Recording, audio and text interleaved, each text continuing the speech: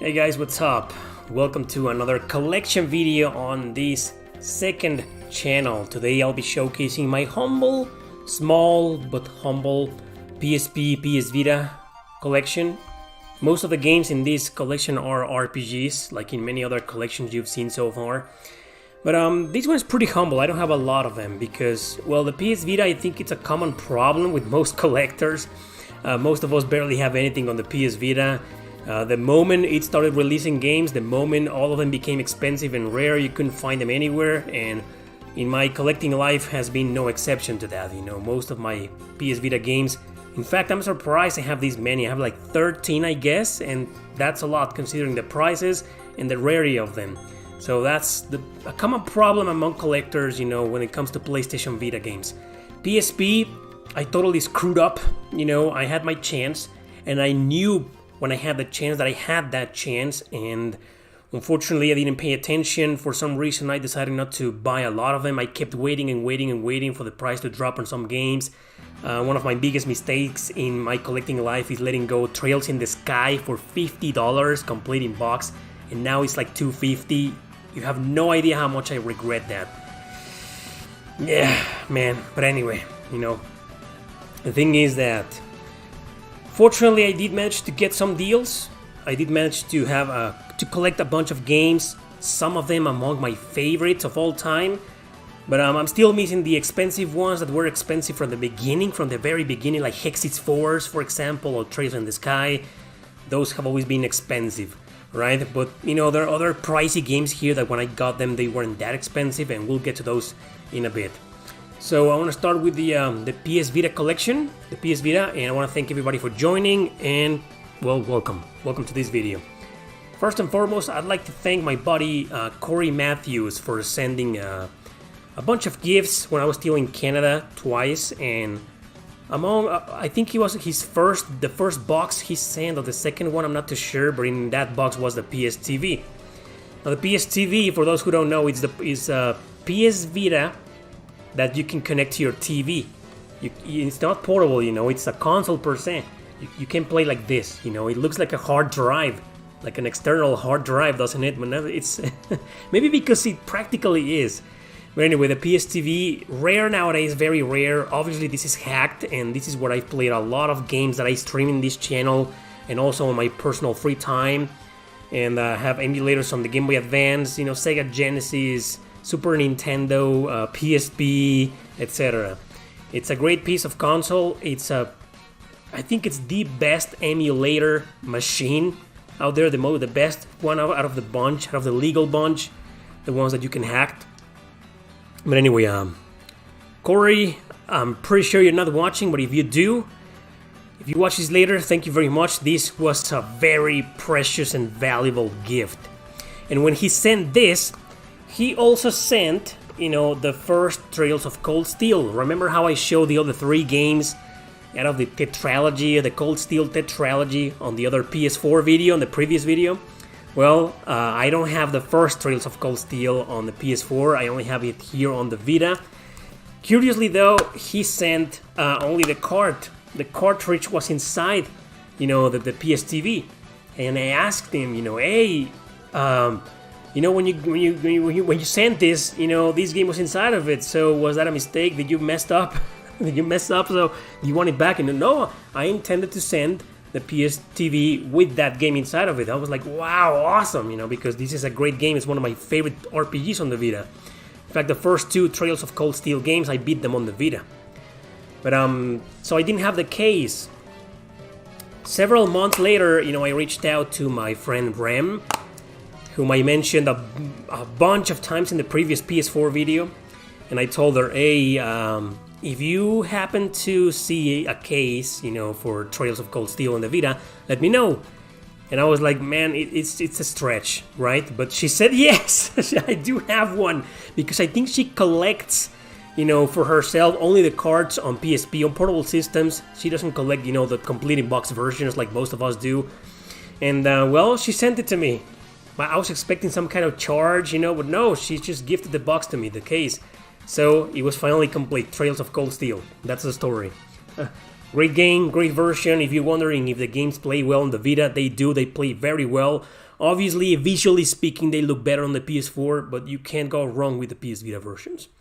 Moving on to Tales of Hearts. Tales of Hearts was a surprise for me because it was a game that when I was starting to collect for the PS Vita while I was in Canada, it's a game that was already, I don't know, I think it was like $45, $50 already complete in box. Complete in box, you know, most Vita games, if not all of them, don't have a manual. You know, it's just this very small card and the case, and that's it. Anyway, so what I did was I went to this pawn shop called Chumleys in Canada. If you're from Canada, you probably know that franchise. I think it's a franchise of pawn shops. And it was just sitting there for like 30 Canadian dollars, which is like 25 US dollars. And I was like, man.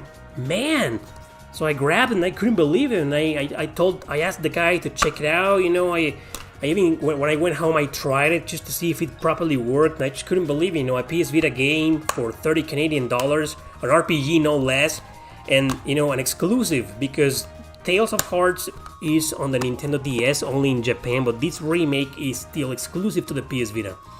So yeah, great game, amazing game. Great, good story. You know, I think it's happened to a lot of us. We go to pawn shops and, you know, randomly we find a game for a decent price that's rare and that you can't find anywhere else for a decent price, and you just found it in that particular pawn shop. Interesting. Oh, speaking about the music we're listening right at this very moment, my favorite town theme of all time is from this game, Ys Memories of Salsera. Wow, this is a gift from Rem. It was one of the very first gifts she sent, if not the first, I believe. So thank you very much for that, Rem. Yep, that's it. That's the whole story. Great game. It plays very well on the Vita. Obviously, the PS4 version is the one to go for nowadays because of the visuals. It's a remaster, and that's it. But the PS Vita version looks beautiful. I suggest you check this out. It's a great game for beginners, you know, into the E series, because it's balanced, it's not that hard. It also has, you know, a very easy, normal, hard, and very hard mode. So, you know, it appeals to all types of gamers out there. Freedom Wars is another game that I found for dirt cheap in that very same pawn shop. And it was always there for like $10. $10, and I never bought it. I was like, man, now I'll probably find it for less. Fool me, you know, stupid me. But one day I just went back and I think it was like $12 now, and I was like, no, fuck. So I grabbed it. I paid 12 Canadian dollars for it. This is like the equivalent of $10, 10 US dollars. So yeah, Freedom Wars. I've never played this game online. I don't know if their servers are active. I think they shut down some time ago. But anyway, this is a great game. I think it truly shines in the online multiplayer mode, but the story mode in this game is great. The story is fantastic. I've recommended the story in this game to death. The gameplay may not be the best, you know, out of all the Monster Hunter clones, but it's great nonetheless. Freedom Wars, and it's still dirt cheap. I'm pretty sure you can still find that game, because I think the others, you know, are kind of expensive. You know, Trails, probably very expensive. Hearts, these are Celceta. These are games that are probably, you know, $80. I don't know how much they go for nowadays, but I get the feeling that this is still kind of cheap nowadays. So check it out if you can, because it's a great game, underrated. Muramasa the Demon Blade. Well, this is Muramasa Rebirth. This is I'm sorry about that. Muramasa the Demon Blade was originally released on the Nintendo Wii, and this is the remaster, and this is the best version to play of this game. It looks beautiful on the Vita, plays masterfully on the Vita. Great game by Vanillaware. You know, it's one of those games people can't make up their minds if it's an RPG or not. To me, it's an action RPG, but that's arguable. You know, it's debatable. If somebody tells me it's not, I don't argue. But anyway, Muramasa, this is sealed, and this was a gift from my buddy Oscar. Yeah, thanks, man. Thanks once again for this. It was a long time ago, but I still treasure this. It's sealed because, you know, as I mentioned, my PS TV is hacked, and I can play all my Vita games in there without touching the originals. Sorry about the noise, you know, they're cleaning the house next door, you know, and man, what a fucking coincidence. Cleaning right at the very moment when I'm streaming. Yeah, let's turn up the music. Thanks! Anyway. Let's continue with this Gaia 3. Oh, this is also a gift. This is a gift from an old fan, a really old fan. I think when he sent this game, he was one of the very first persons, if not the very first fan that ever sent a gift to me. I think so. And he sent all these games all the way from Europe, which you can see it's PAL, but the PS Vita is region free, and you can read PAL or Japanese PS Vita games on your North American PS Vita. Anyway, so damn, I think I had like 3,000 subscribers, probably. I don't remember. It was a long time ago. His name is Yanni. I think I remember, and he's still a fan of the channel. I'm not sure if he watches this second channel, but anyway, thanks a bunch, man. Once again, gift. This Gaia 3. This is the best version to play. Do not go with the PS3 version. Play this one instead. I'm pretty sure it's still kind of cheap. These Gaia games are always cheap. None of these Gaia games are expensive as far as I'm concerned. But anyway, this is a great version to play, and it may not be the best This Gaia game, but it's still a decent game, a good This Gaia game. I don't think there's a single bad This Gaia game so far. Not even 6. Child of Light. I think I got this in Canada in a trip with my buddies from Peter and Luke. We went to a trip. To several different cities in the Ontario area, small towns, Peterborough, Kingston, what others, I forget. But anyway, Ajax, and I don't remember which particular store had this. It was with this guy, this very small store. I think it was in Peterborough, but I could be wrong. Anyway, Child of Light is a Canadian RPG, so because it was in its country of origin, it was dirt cheap. I think I paid like $20 for this. Because usually this game, everywhere else, even in the US, it's kind of hard to find, especially nowadays. And this used to be for a long time in Mexico. It used to be like very expensive, $50, $60 everywhere. And I found it in Canada, in its country of origin, for $10. This is a great game. I think this is the only physical version of this game. All others are digital only. There's another one that comes with another game. On the Switch, I believe. So it has 2 physical versions, but the only physical version were with this only game in particular, is on the PS Vita. Weird choice, right? But hey, Ubisoft wanted to support the Vita. Thank you, Ubisoft. I love the Vita. Operation Babel is a game that I found for like $10 in a convention, a gaming show, and I just bought it because it was a PS Vita RPG and it was cheap. That's it, but this is not a game that I recommend. It's a dungeon crawler in first person. Not my type of jam, not the type of games that I like to collect, but it's there, it was dirt cheap, it was a Vita RPG, so yeah. There's another game called Operation Abyss. I think it's the prequel to that game. But yeah, I don't know, it's not a bad game, but it's just not my cup of tea.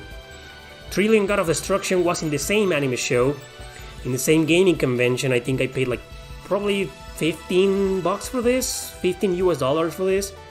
This is a very unique game. I covered this game several times, and every time I try to explain it, I can't. It's just so weird, so bizarre. Lots of gameplay mechanics. It's like a training simulator for your girls, and you need to send them to fight the big boss. I've covered this game to death. Trillion God of Destruction, a great game, very unique, by Idea Factory, but it's from the developers of Idea Factory, Compile Hard, and the Disgaea team. Oh yeah. Demon Gaze is one of the very first dungeon crawlers that I have actually recommended a few times in this channel.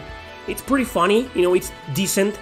It was also there in the same bunch for like $10, so why not, right? It was a PS Vita game, PS Vita RPG, dungeon crawling in first person, not my type. I'll probably never finish this game, but it's here in the collection, so yeah. I mean, you just can't say no to PS Vita games that are cheap, especially not nowadays, right? So you gotta collect them all. Oh man. Danganronpa, another episode, Ultra Despair Girls. This is the spin-off. It was released after the first game, then the other two were released.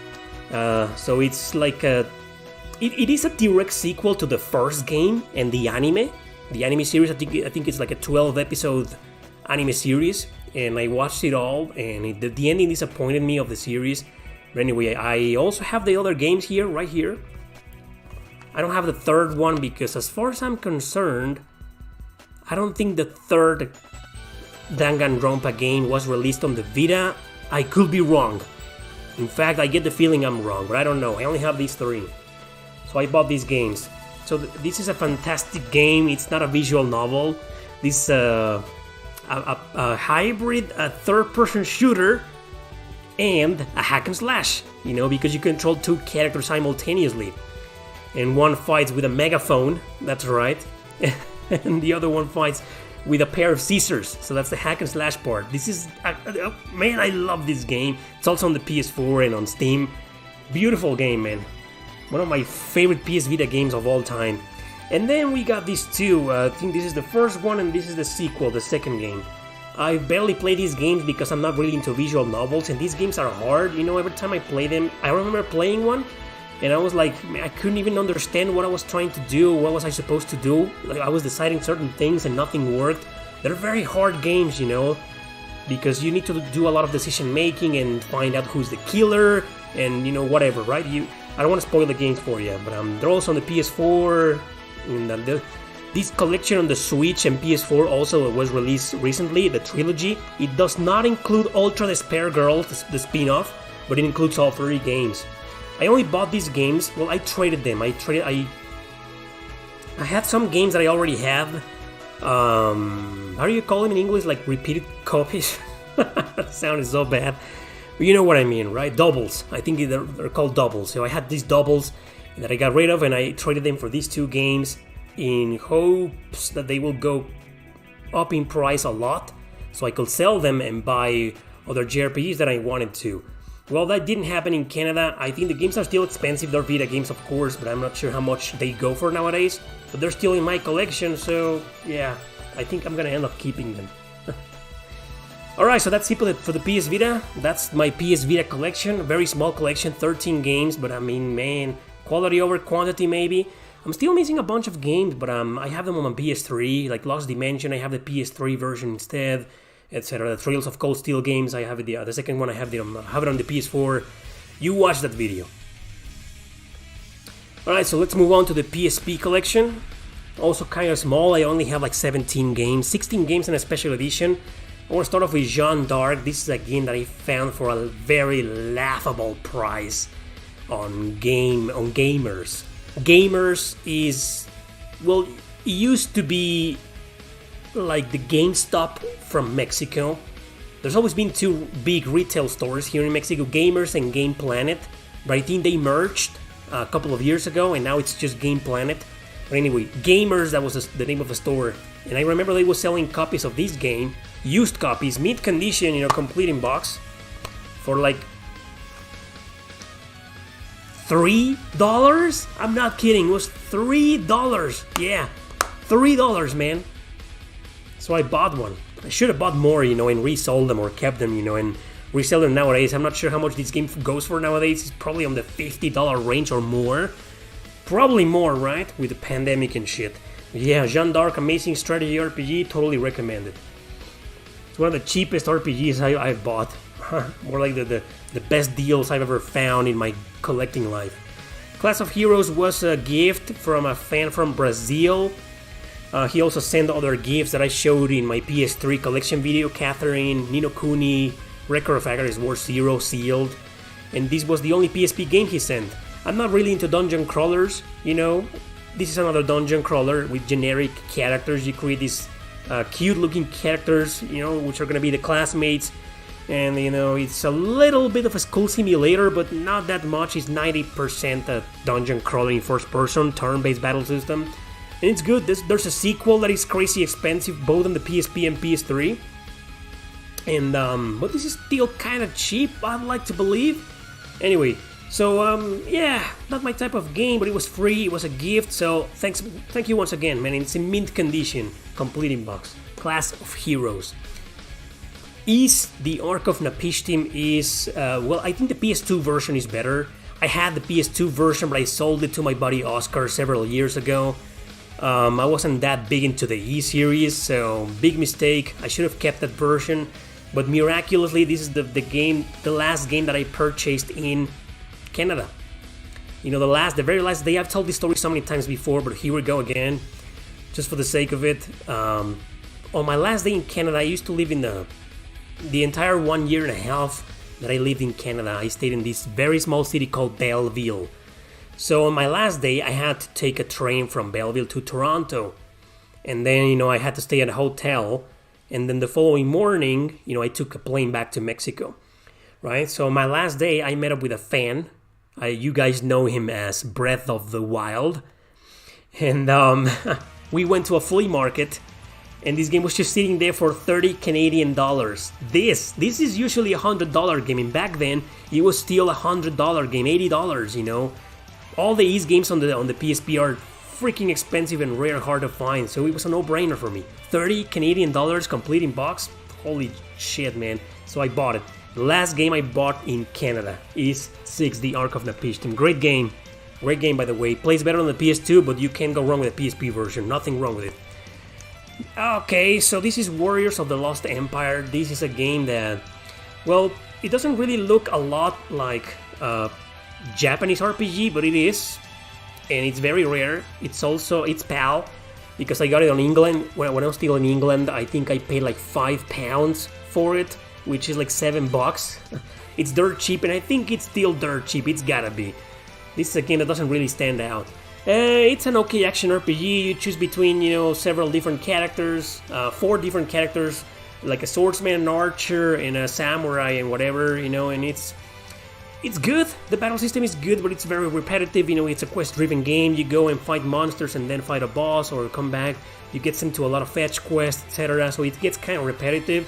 I do recommend this game, but it's just don't expect a lot from it. Tales of the World, Radiant Mythology. There's 3 games based on the Tales series. These are the spin-offs with all the Tales characters. Only a handful of them are here. There's Luke from Tales of the Abyss, Tyr Grant's also from Tales of the Abyss. What's the name of the guy from Tales of Destiny? Well, Stan, him and Ruti are here too. Genies and Rainy from Tales of Symphonia, Lloyd from Symphonia, Kratos from Symphonia, so there's a lot of characters. There's Chloe and Xenol from Tales of Legendia, so oh man, I was like, yeah. So there's 3 games, 3, Radiant Mythology 1, 2, and 3, but the second and the third game we never got them, because this was a colossal failure for Bandai Namco outside of Japan. And the reason being because, number one, when they released this game, the series wasn't that big yet. That's the first reason. The second reason is because it's not a phenomenal game. It's a good game, it's a decent game, but it's not that great. A little bit clunky controls, the graphics look a little bit outdated, so it's not the best Tales game, or even among the best spin-offs. But it's good, it's decent. I never beat the final boss. It's brutally hard, the final boss, so unbalanced. But I made it all the way to the end, right? Anyway, I got this in Canada in another Chomleys from another city for like $15, I think. Anyway, let's move on with Worms, Open Warfare, a guilty pleasure of mine. I am a big fan of Worms. I've played several of their games. My favorite is this one, so I had to have it, right? I also loved Armageddon on PC. That's the first Worms I played. I love Worms. What? I don't care what you think. I freaking love Worms. And man, I put so many hours into this game because you can just play regular, standard, quick missions, you know, over and over and over again with your customizable team. You can change the voices and whatever. So man, it's a great game. I really recommend it. It's dirt cheap. There's a second game, Open Warfare 2, and it's good. I like the first one a little bit more. I felt it had better controls. That's just my opinion though. Probably a lot of people are going to say that the second one is better. Now let's move on to Star Ocean First Departure. I only have this one, the second one, Second Evolution. Well, years ago I saw it for like $20, $30, but I never got it because I'm the kind of person, I know a lot of you aren't, and I respect that, but I'm the kind of person who only likes to have one version of the RPG.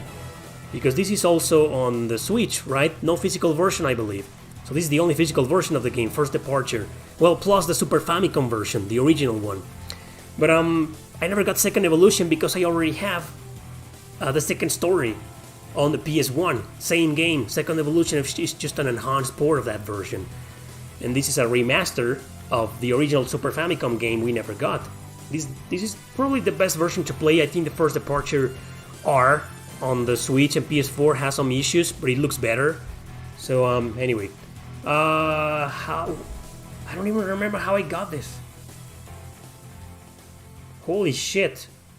I probably bought it off from some dude on the marketplace. Maybe I don't even remember, because as you've been seeing in my videos, in these collection videos, I remember almost every single how I got and where I got and almost how much I paid for every single JRPG or every single game that I collected, right, that I own. But not that one. I'm not sure how much I paid for it. But this is too loud. Sorry. Moving on to Spectral Souls. This is in a plastic bag. It's not sealed. Can you see it? Yeah, you can. It's a weird plastic bag with this, art here. Hologramic art, it's kind of cool. I love this game.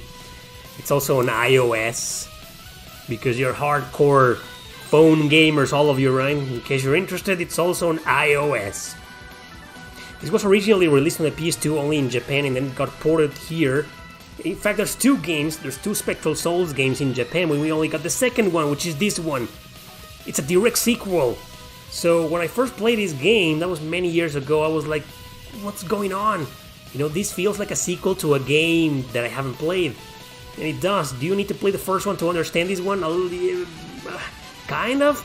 But the first one is only in Japan and it is not fan translated, so you're stuck with this one. It's not indispensable to play the first one. But anyway, Resurrection of the Ethereal Empires, that's the subtitle of this game. This used to be my favorite RPG on the PSP. If you watch that pretty famous slideshow video that I did several years ago, 8 years ago or so, it's the most popular video in this channel. 780,000 views, wow. And it's a freaking slideshow with just music and that's it. And this game was the first place and everybody was bitching about it. What? No Final Fantasy Tactics, no Valkyrie Profile, no this, no that, no... This is your first place? I'll never forget that. It isn't my first place anymore. It's a fantastic game. But I'm pretty sure I'm a bigger fan of other JRPGs on the PSP. Some of you will see right now than this one. But this is still among my favorites. Strategy RPG. And I got this for $10 from a guy in the marketplace. That was many years ago.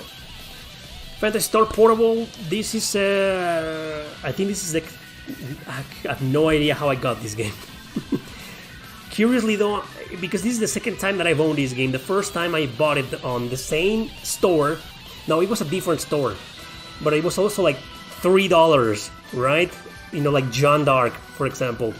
And that was a long time ago, and I sold that version many years ago, and I got it back, as you can see right here. I don't even remember how I got this.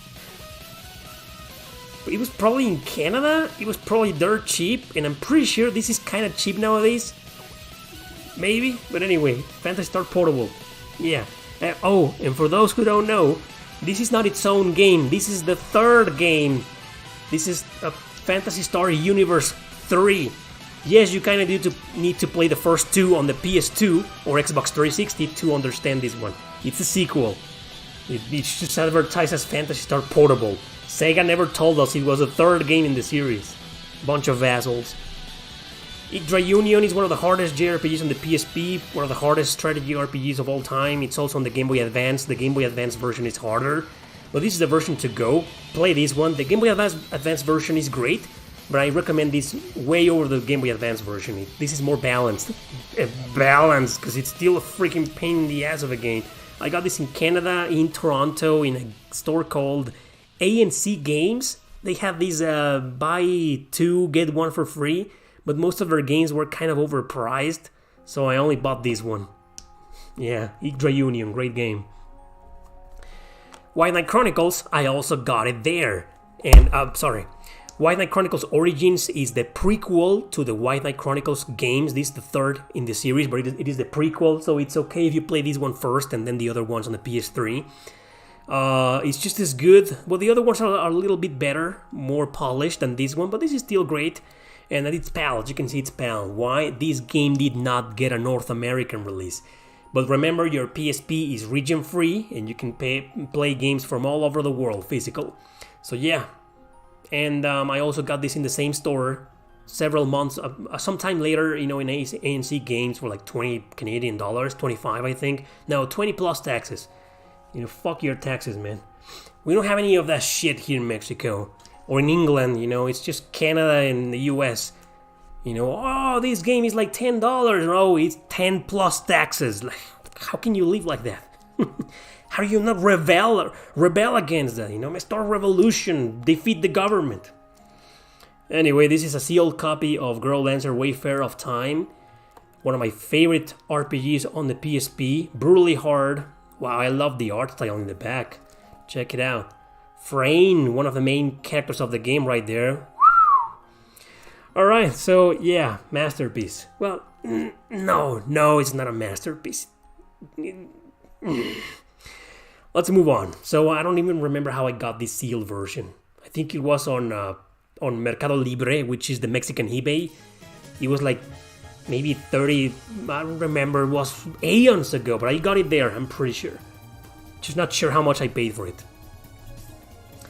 Fate Extra is a gift from my buddy Nashi, and I love him from that. I love him from that because this is a game that you guys know me. I'm a diehard fan of this game. I spent years looking for a decent priced copy of this game, never found it. In fact, I never even found a single copy in the entire country, not even online. Yes, he was on eBay, but in the US eBay, so it was like $50 plus taxes plus shipping.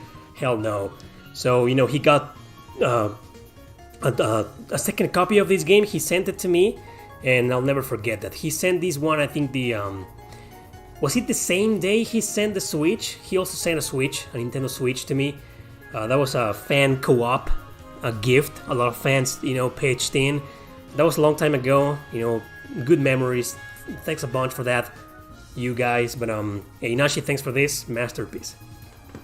Can't wait for the freaking remake. Like, man, what's going on with that remake? It was announced like 2 years ago, and what the hell, right? Nothing so far. What's going on there? E7 is a game that I got in Canada. It was one of the very first games that I bought there because it was 30 Canadian dollars. It was 40. It was in this pawn shop. This guy called Beal's Trade and Sell or whatever, buy and sell. I don't remember, in Belleville. And I bought a bunch of games because I bought a bunch of games. He went down from 40 to 30 for this, and I was like, oh, absolutely, yeah. Here are your $30. This is a $200 game nowadays, right? Very expensive. But anyway, fantastic game. This is the Ys game that finally got me back into the Ys series and made me a fanboy. Oh yeah. Alright, moving on to 2 games that are in Japanese, also gifts from Nashi. This is The Legend of Heroes, pretty much Trails in the Sky versus Ys 7. That's right, it also features characters from previous Ys. There's characters from the Odin Felgana and characters from the Ark of Napishtim, I think. But it's pretty much, the graphic engine, the controls, the battle mechanics are very similar to the ones in Ys 7.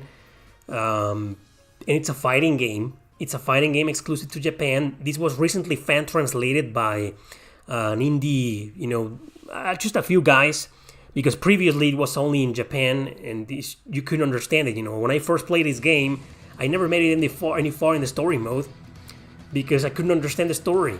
And sure, it's a fighting game. You can just click the X button, blah blah blah blah blah blah, or the circle button. Sorry, just a Japanese game.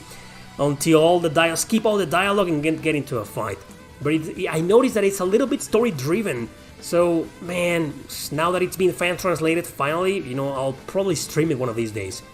But yeah, it features characters from Zero no Kiseki, Ao no Kiseki, Trails in the Sky 1 and 2, the Ys games prior to Ys 7. It's a great game, but it's not one of the best fighting games ever, but it's decent. So just in case you didn't know, there's a fighting game based on Ys and Trails in the Sky. Only in Japan! And this is Tales of Fantasia. I think it's called Narikiri Dungeon X. because it was originally released on the Game Boy Color, I think, only in Japan, a direct sequel to Tales of Fantasia. You believe that we never got the sequel, and then they decided to remaster that version to the PSP, which is this one. Again, it never left Japan. Tales of Symphonia has such a convoluted history, you know. The only version we've ever got is the worst version of all, the Game Boy Advance version. We never got the Super Famicom version, which is great.